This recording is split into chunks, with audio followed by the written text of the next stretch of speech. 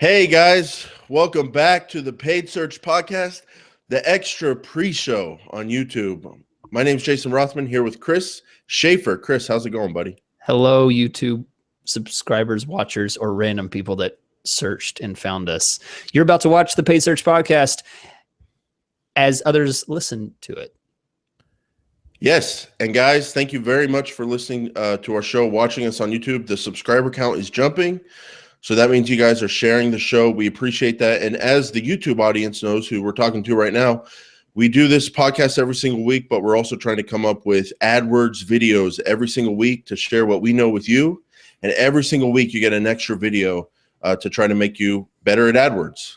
So Chris, any final words before we get into this episode here? I think, since I always like to say something to these special people that watch the YouTube channel and actually don't skip and go straight to the podcast. Jason and I don't make money from this podcast. We don't have sponsors that we're making money off of. We literally do this to try and generate quality content. So we really do listen. If you guys have questions, certain topics you want us to cover. Now, one thing we don't necessarily get into a lot of is about the business of AdWords itself, as far as, how to run an AdWords company, stuff like that. We don't really get into a lot of that, but as far as learning AdWords and things like that, we definitely want to help you guys. If you have questions about it, let us know. The harder, the better, put us to the test. So that's it. Let's do this. Right on. Okay. No. Yes. Welcome back to episode number 67 of the Paid Search Podcast. My name is Jason Rothman. I'm here with my co-host, the talented, the fine-looking, the fine AdWords delivering Chris Schaefer down in hot, sweaty Houston, Texas. Chris, how's it going today, buddy? It is hot. It's been a miserable summer. Thank you, Jason, for the always confusing intro and embarrassing introduction to me. But Jason, as always, looking nice with the tie. Thank you. And always keeping everyone on their toes with those intros. I appreciate. It's nice. I'm glad you do it because I have too much pride, I think, to make those sounds on live air. So thank you. Chris, once you're out there online, your face is out there, you're just out there, dude. So, you're out there with me, and we're going to jump into it. So, Chris, I've never been more excited about a podcast episode on the Paid Search Podcast. That's a lie. The only time I was more excited is when we spoke to the great David Shapiro. Oh. That was exciting for me, but and we learned about the other thing out there, Facebook. But today, it's my second most excited podcast episode, I think, Chris. We get questions all the time about, okay, you guys tell us a bunch about what AdWords is, how to build it, how to know if your account's working well, but how do you manage it? What do you do after you launch an account? And what do you do for 1 month, for 1 year, you're 5 years in? What do you do?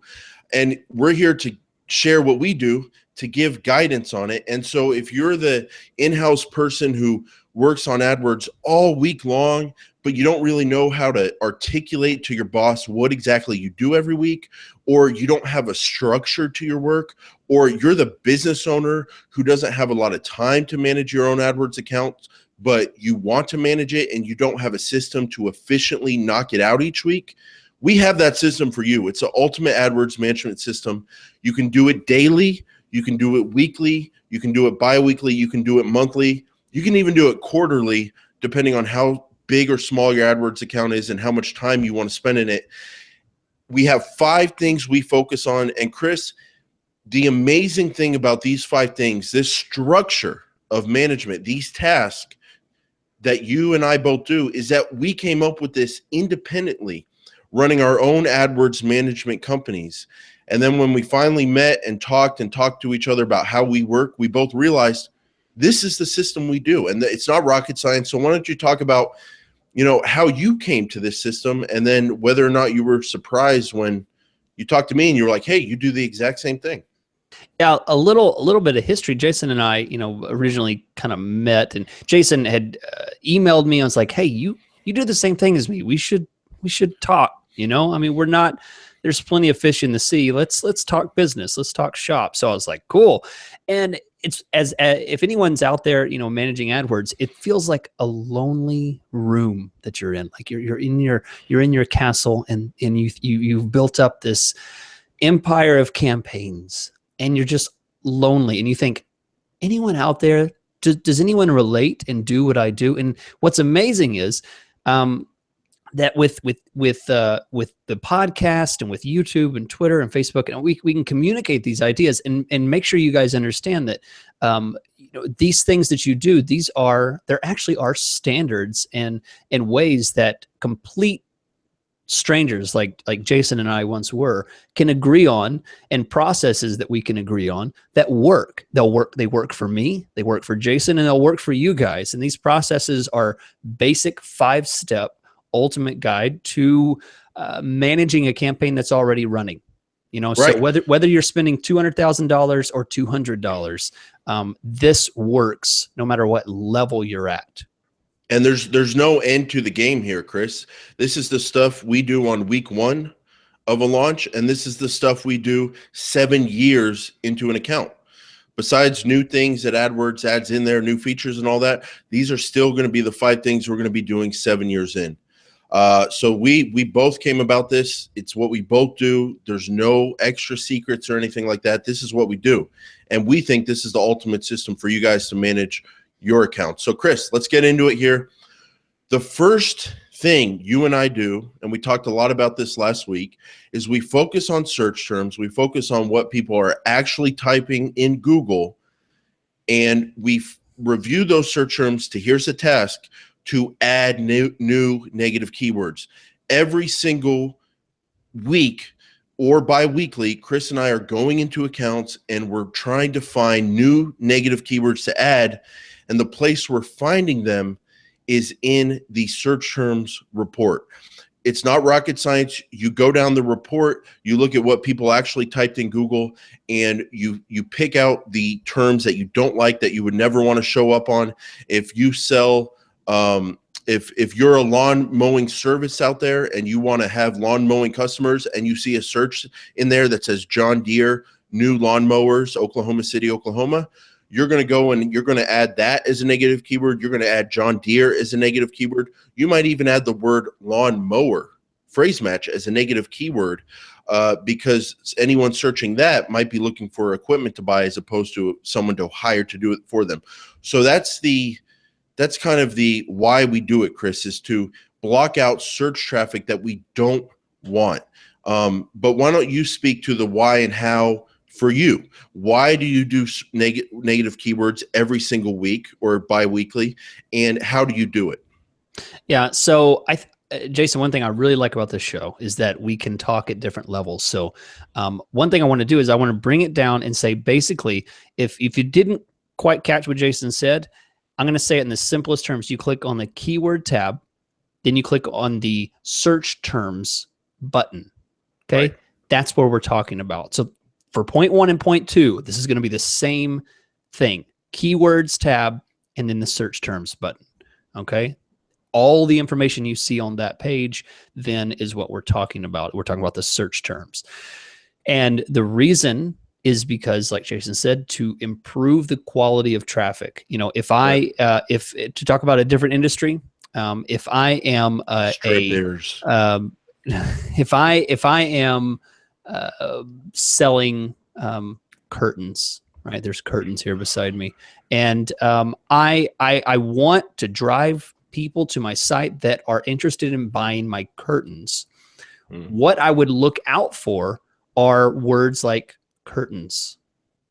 Okay. That might surprise a lot of you. Think about what I just said. I'm selling curtains, but I want to block just the word by itself, nothing else, just someone who's typing just curtains. Exact match. Yeah. Exact match. One word, curtains.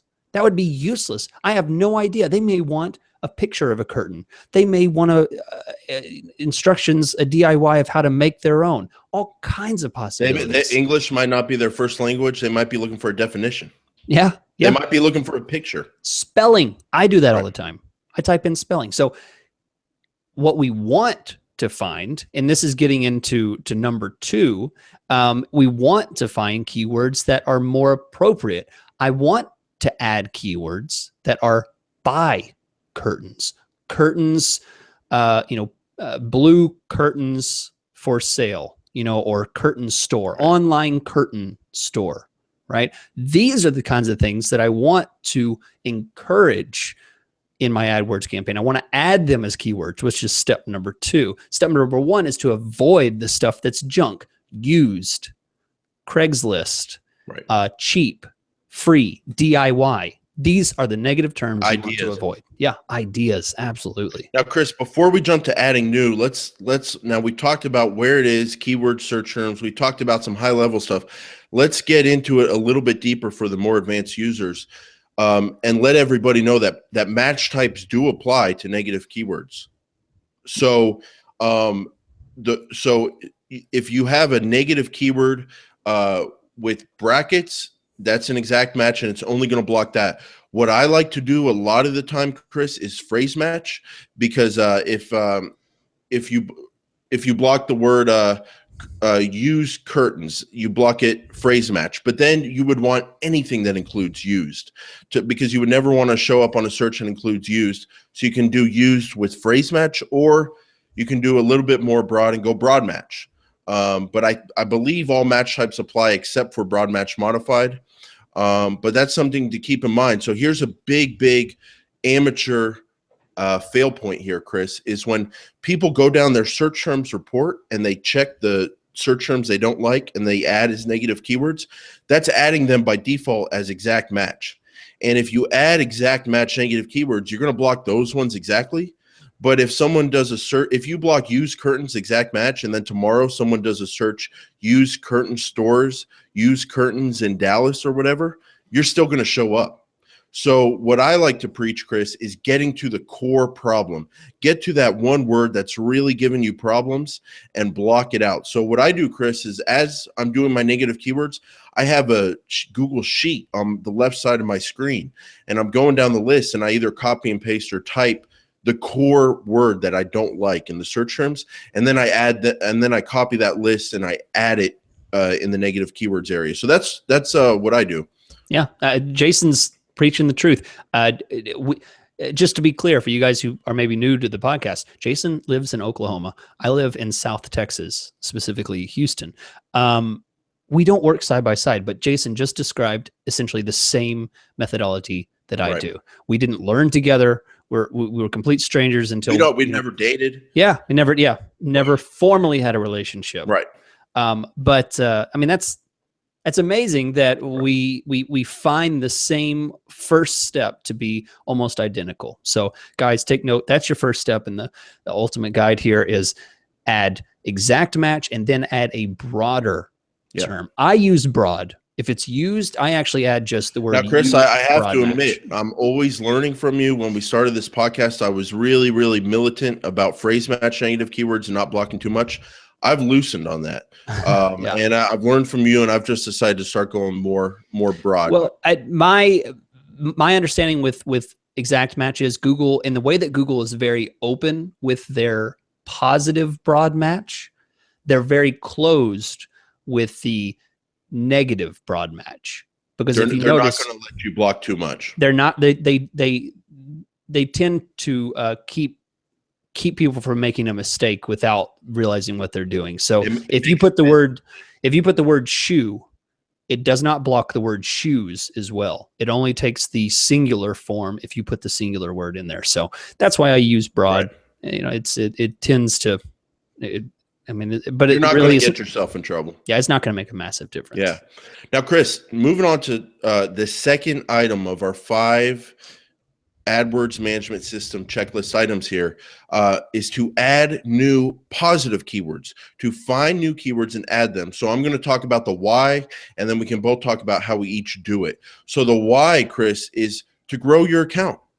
To find better keywords to show up on that are going to produce more customers and clients. That's number 1, to find better keywords. And then number 2 is to grow your account. So at the beginning of the show, we talked about how this is the stuff we do, whether you're the first week and you need to find new keywords because you're not spending your full budget yet, or you're 7 years in and you're loving your performance, but you want to figure out how to grow your campaign. This helps you do that. And so finding new positive keywords to target to get better traffic and to get more good traffic, that's something we do every time we manage an account, whether it's weekly or bi-weekly. So Chris, that's why don't you get into the how? Okay. So and again, and by the way, I'd love to hear how you do this, because this is one where there's lots of different ways you can do this. And I have a feeling we might have different ways. So I'd love to hear how you do it. Yeah. So again, back to the basic information, it's under the keywords tab and then the button labeled search terms. Okay. That's what we're talking about. What I do is I go in and I look at the search terms.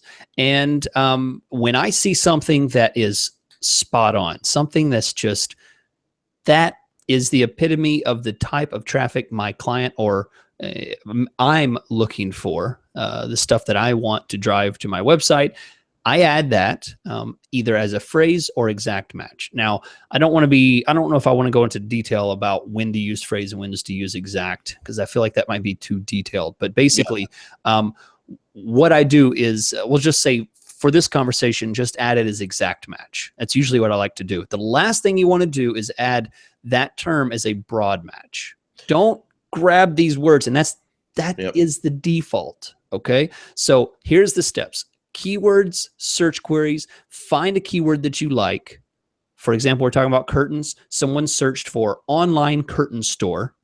Love that keyword. I click the button next to that search term and say add as keyword. But there's one more step. What you have to do is you have to add brackets around that to make it exact match, or add quotes around it to make it phrase match. You use your own discretion on what you want to do there, what kind of keyword you match type you want to use. But the point is, you really must be careful about not just immediately adding them as a broad match, because broad match, as we've harped on many times, can allow match across a wide spectrum of different searches. So it's important that you add the phrase and exact, and then add that as a keyword, and you've done it. You've done step number 2. Right, Chris. So you click on it, hit add as search term. It's going to be broad match. You change it to phrase or exact. I also want to throw in there that don't be scared to do broad match modified on all words. That's a good point. The main point is you don't want to just do that default pure broad, unless that's your strategy and you're confident in it. But if you're not, if you haven't done a lot of broad match on your campaign, it could blow things up. You could get a lot of traffic you don't want. It's that's one thing. A quick note is, I was just looking at a campaign the other day, and I had accidentally let one keyword run for a week in a campaign that was all phrase and exact and modified broad. Do you know what's at the top of my 7-day spend for that week? Just one broad. That one freaking broad. And it was just stupid search queries associated with that one broad term. Make sure if you do a sort, that your top keyword spend is not some stupid broad term that's blowing all the money and getting all this crap traffic, because you are not able to restrict what it's getting. So right now, Chris, I want to throw one more thing in there. I do also add new keywords that way. I go to the search terms report to find new keywords to add, and I add them. A couple more things here, Chris. On that report, you might have a negative keyword. And I was doing this yesterday with Jasmine, who works at my company. We were looking at the search terms report. We were actually finding good keywords to target from negative keywords. So we were looking at a search term that we didn't like because it included one core problem word that made the whole search term bad. But when we take away that one core negative term, the rest of the search term was actually something we wanted to target. So I'm trying to think here. If I'm in Oklahoma City and Edmond is a suburb, and we see a search term like cheap moving companies near Edmond, I'm looking at that search term. I don't like the word cheap. I'm going to add that whole term as a negative exact, and add cheap as a broad negative. But then I also like the rest of that term, moving companies near Edmond, which is not usually a word I've been targeting, near. And so I might check that box, hit add as a keyword, and then remove cheap and have that nice moving companies near Edmond. So you can find keywords that way. another tip here, Chris, is anytime you're doing a Google search and you like a word, be thinking about your AdWords campaign. And so if you type something in Google and it fills in something you've never thought of, or suggests something you never thought of, but you like it, run to your AdWords campaign and add it. My final tip here, Chris, and I learned this from you. This is a great tip, and it's really changed the add new positive keywords task in my company. We go into the keywords tab for one ad group at a time, maybe like an ad group that's really been performing well with conversions. We hit plus keyword, that big red button, and then it has those nice suggestions that load in there that maybe are a ton of terms that I would never take or be able to do the time going into the keyword planner looking for new keywords. It suggests them for you, and it's got all kinds of variations that it usually doesn't spit back in the keyword planner. And that those suggestions, we hit the arrow, add them to our list, and then we put them into a Google sheet and make them phrase match or exact match or broad match modified.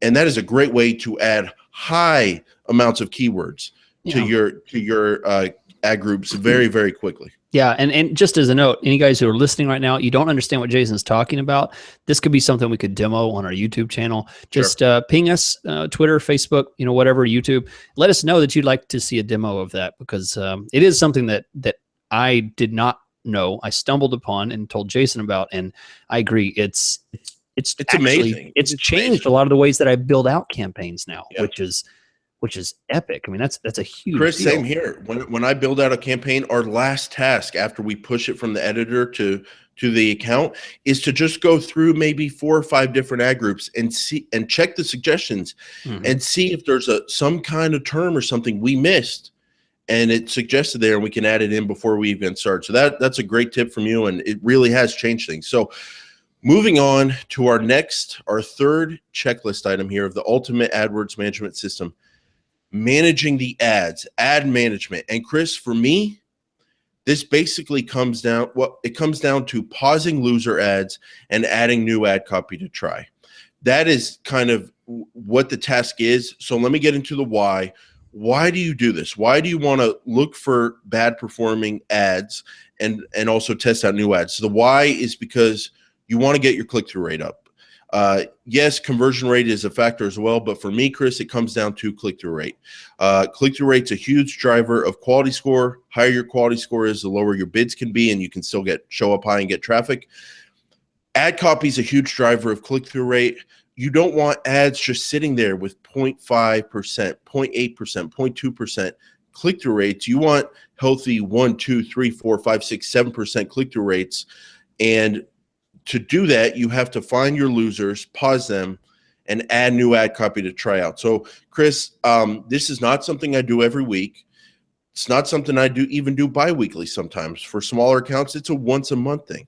And for larger accounts, it's maybe every couple weeks. And for some, we throw in a new ad every week. But that's why we do it, to try to boost the click-through rate. How do you go about finding your loser ads and then adding new ads? All right, so this one's a hard thing to really demo. It's hard because there's so many variables on this, but essentially what it comes down to is, what I would suggest is you go ad group by ad group, and look at ad group 1, look at the keywords, or excuse me, the ads that are running, and essentially you set your history to all time. Okay, that's going to be that's going to be important, because you might be on this month. This month, you might only be 15 days in the month, and you're only looking at 15 days worth of data. But this campaign, or these ads, have been running for the past 90 days. So there's tons more data than what you want to look at. So make sure you're set with all time, so you can see the entire history of the ad. When you set new ads, what I like to do is duplicate that one ad and make that's been working. Make one that's been working, and then write another one. So essentially what you're doing, you're deleting one, creating another one, and then duplicating that first one. So essentially you have a copy of that first one that's working, and then a second test one, and maybe a third, and they're all starting. They all have brand new metrics, so that you don't have one ad that's been running for 90 days and then you're starting a brand new one with 0. This is what I would call the Chris Schaefer method, because we've talked about this before. Most of Chris's campaigns and some of mine, most of Chris's are on optimize for clicks. That's the ad rotation you told me you like. So what you're thinking is okay, I have my winning ad, a really good click-through rate ad. If I just create a new ad and let it run alongside the existing ad, there's a high chance Google won't give my new ad a chance to get impressions, because you have it on set optimized for clicks. It might just keep running that new ad and not show your new test ad. So what you do is you slightly edit or create an exact copy of the winning ad, and then create one or two additional copies that have a change, and then it gives your ads a chance to run all together from the start, so you can look at those click-through rates. Exactly. Now, what I do, Chris, is some of my accounts are on optimize, are on rotate evenly. So Google's giving my new ads a little bit more of a chance to show up. And some of mine are on like optimized for clicks. Now, what I do is, even when it's on optimized for clicks, I just create a copy of that winning ad, of the good ad, and I make a slight change to it to see how the new version does. But I tend to not edit or copy my original ad and start it from scratch. I have faith in the Google system that, okay, maybe they'll give the new ad a chance to run. And most of the time, to be honest, the ones where I'm really doing a lot of ad copy testing are on rotate evenly. But your tip is a great tip for people who want to stay on optimized for clicks, but still want to get their new ads a chance to get traffic. So we look for winner ads, and basically the point, no matter what way you go about it, Chris, find the ads with really good click-through rates and a lot of impressions, and then create copies of those ads with slight changes to see if you can get even better improvement. So a lot of people, Chris, like to use labels to keep track of their ads. And so that's winner ads. Loser ads, basically it's the inverse. You're still looking for ads with a lot of impressions, but you're just straight up pausing them when they have super low click-through rates. Yeah, definitely. Yeah. And that's pretty much all there is to ad management, Chris. I would say the biggest piece of advice I have, because like we were just saying, there's so many ways you can go about testing new ads. My biggest piece of advice would be know why you're testing them. Like, have that one goal in mind. So is your goal click-through rate? Is your goal conversion rate? Is your goal coverage? I would just have a goal that's the driver. Yeah. Yeah. Good point. Good point. Yep. So getting into our next task here, Chris, managing bids. I'll go over the why, and then I'd love to hear how you do it. Why do you manage bids? Why would you go in there month after month or week after week and actually adjust each keyword's or the high volume keywords bids? The reason why, Chris, is because you want more traffic from your better performing keywords.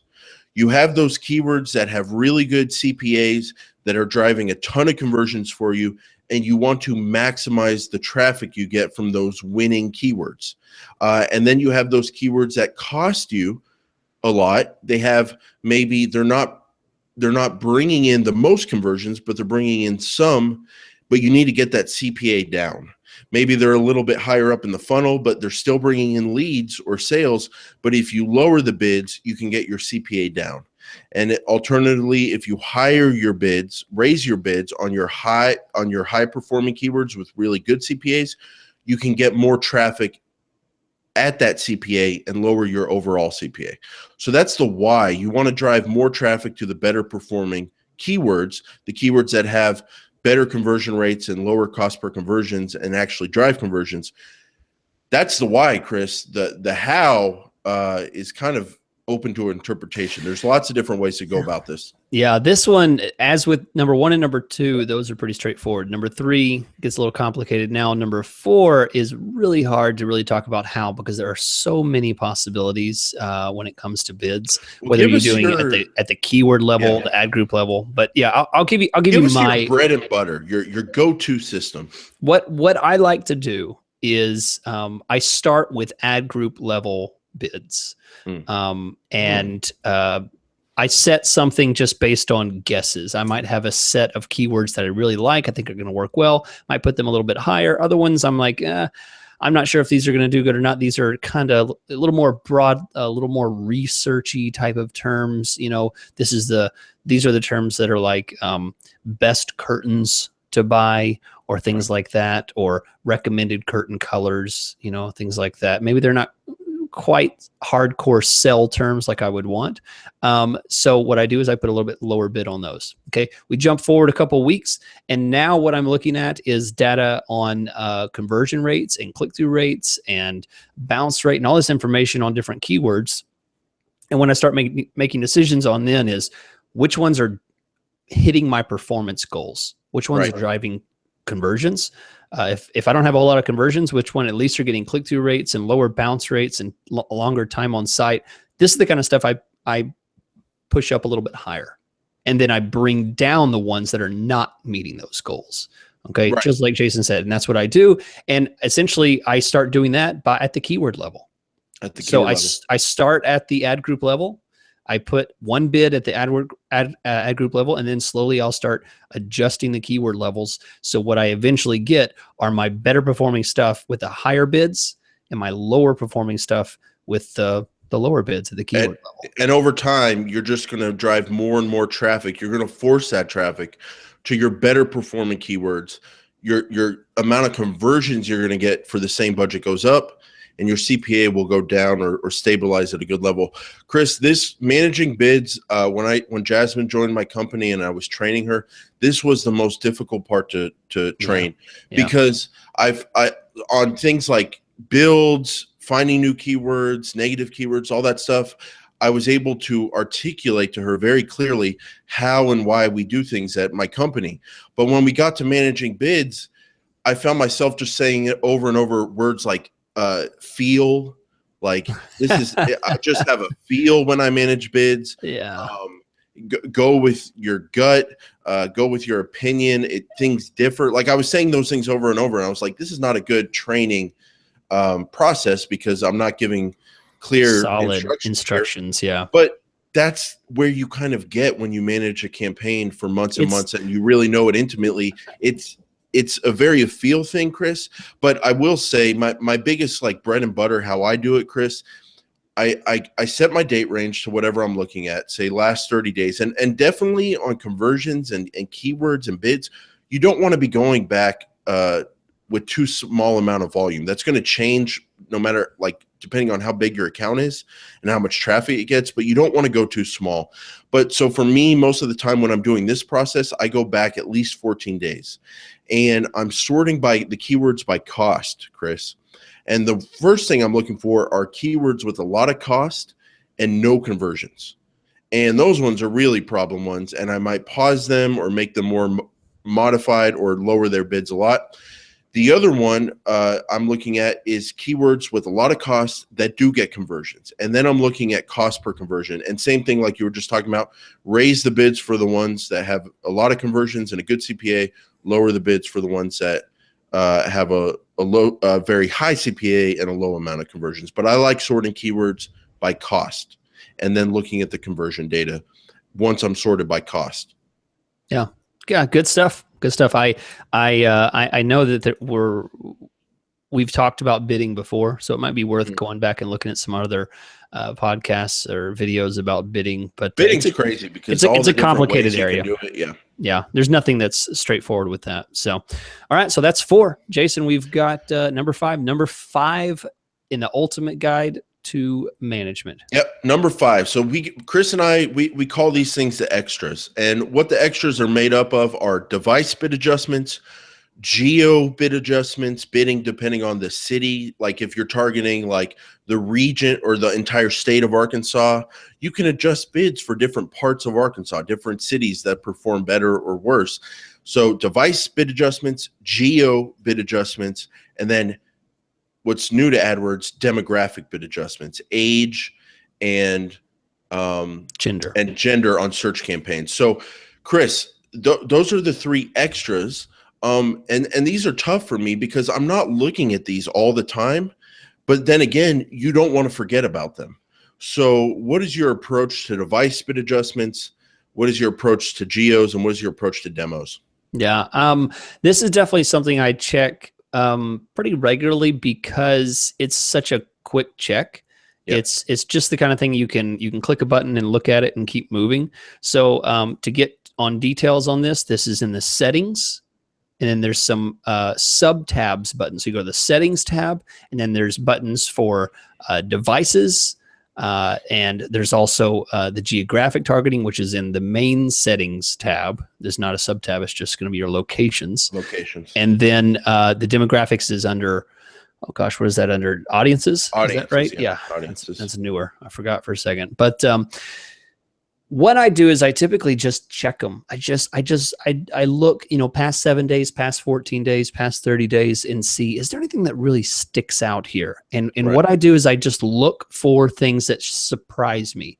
Wow, tablets are awful. Tablets consistently get 0 conversions. Right. I might add that I might block it completely for the devices. Geographically, I might say, wow, it's really interesting that this county or this state or this city or zip code or whatever I'm targeting is doing really well. So I'll increase bids in that area. Yep. And then finally with the demographics, I don't really pay a lot of attention to it. I might check it, but very few times, unless a client has a specific product or service that is way outside of a certain demo. It's house buying, mortgage sales, stuff like that. And I obviously don't want to do 18, to 24, something like that. AKA millennials, AKA losers, AKA they don't work hard, AKA right. That's all I talked about for the first 20 episodes. I know this is old school stuff, going after the millennials again. If you just got upset, you guys have been watching the show. No, millennials don't get upset, Chris. They are constantly upset. Like, what? Like, no one cares about me? Like, I have to produce value? Like, we can go into that. But I will say there's a few choice millennials out there who listen to this show who work hard. Yeah, but that's it. I mean, I look at it, but sometimes there may be no changes you make at all for a month or two. These are not the kind of things that really would necessitate a constant change. Yeah, and that's a great point, Chris. I'm the same way. That's why I said you always want to be aware of these, but you don't have to think about them. Like, don't focus on them day to day, but don't forget about them, because what you want to avoid is the situation where like your campaigns are running for 2 years and you've never taken the time to realize that mobiles have like a 20% conversion rate and desktop has 3%, and you could be getting a lot more traffic from mobile. Like, you don't want to miss that. So kind of like you, I am just casually checking these things from time to time, and when a bid adjustment makes sense, I'll make a bid adjustment. But they are important enough to include on this ultimate AdWords management system. And Chris, now at this point, I want you to tell me your super top secret thing that you're keeping to yourself that really helps you manage your campaigns. Oh, wait, it doesn't exist. There's no secret here. You worried me there. Yeah, I didn't know. There's no secret. I'm just I'm joking about that. Like, there's no secret. Like, this is the 5 things that Chris and I focus on, whether you're in the first week or you're in year 8. And so what I would say to everyone, Chris, make a checklist. Make a checklist. And if you have a huge campaign that spends $200,000 a week and you're the AdWords manager for your company, and this is what you do all day, every day, do this stuff every day if you get that much traffic. If you're the orthodontist out there that spends $1,500 a month and you want to run your own campaign, do this stuff monthly. But it's still these 5 things. So Chris, that's it. We've been getting a lot of questions about this, so we want to kind of make a episode and give people the ultimate system. So Chris, now that that's done, let me just take you, let's just walk into my world. Okay, Chris? Okay. I want to hear it. You see this iPhone. This is an iPhone 7 Plus. That's nice. And it's big. Like, it's as big as my face. And Chris, every single day I do something. Okay. And that something is I go to the bathroom. Okay. I go to the bathroom. Oh boy, here we go. I sit there on my iPhone. Okay. Angry Birds isn't fun anymore. You can't play Pokemon on the toilet. I go to my podcast app, Chris, and I search in AdWords. Oh, that's and I where see it's there, number 10. And you know what I see for the last 2 weeks? I see 20 effing reviews. Oh boy. And it's stressing me out. And at that point in my life where I am, I don't need to be stressed out. Guys, I want to see that 21st review. I want to see that 22nd review. That's basic. Like I have my business. Jason, yeah, he has he's so goal oriented. That's all I care about now. I He have my wants business. these numbers. My business pays for food. It pays for my house. I'm not thinking about my business. All I want to see is these little iTunes reviews. I don't know why, but I gotta see them. This millennial needs his trophy, guys. All right, so you got to help him out. So what I'm getting to, please don't make me start a Patreon account because I forget about my business and I go broke. Give me some reviews so I can get back to my business. So if you enjoy the show, share it with your friends. Leave us an iTunes review. And Chris, why don't you tell everyone about your favorite thing we're doing these days, the YouTube channel? Oh, okay. Well, this wasn't planned, but basically what we're doing right now, I'm sitting and looking at the camera and recording a YouTube channel along with this podcast. So we live stream these and then we hoard them. And we don't live stream. Yeah, well, we live stream them, but you can't see them yet. And then once everything's ready to go live, we push it out the next week, and you guys get to watch and listen. Now, here's the cool thing. You guys can just put your phone in your pocket, put some headphones on and just listen to the YouTube channel if you'd like to do that. I know I use YouTube all the time to watch videos, and sometimes I just listen to the videos. So we're there for you. We just want you to use however you guys want to use, however you want to consume the information that we're providing. That's what it's here for. We really don't care how you consume it. It's just, we just hope that it's convenient for you guys. So we just appreciate you guys listening. We appreciate you guys sharing, liking, subscribing, talking about it, and the tweets and the friendly things that you guys leave us. Thanks so much. We're just two guys that are just trying to have some fun on the internet. And have some fun and learn. And believe it or not, we are humble. We all know that about Chris. He's the humble man. I am humble. So if anybody, you are humble. You're a humble guy. I am a humble guy. If there's anything else that anybody does to manage campaigns on a regular basis, we'd love to hear. Yeah. So drop us a line at paidsearchpodcast.com on the contact page. We'd love to hear if we're missing anything. So that's it, Chris. This is the ultimate AdWords management system. I'm glad we shared it today, and we will be back next Monday with episode number 68 of the Paid Search Podcast.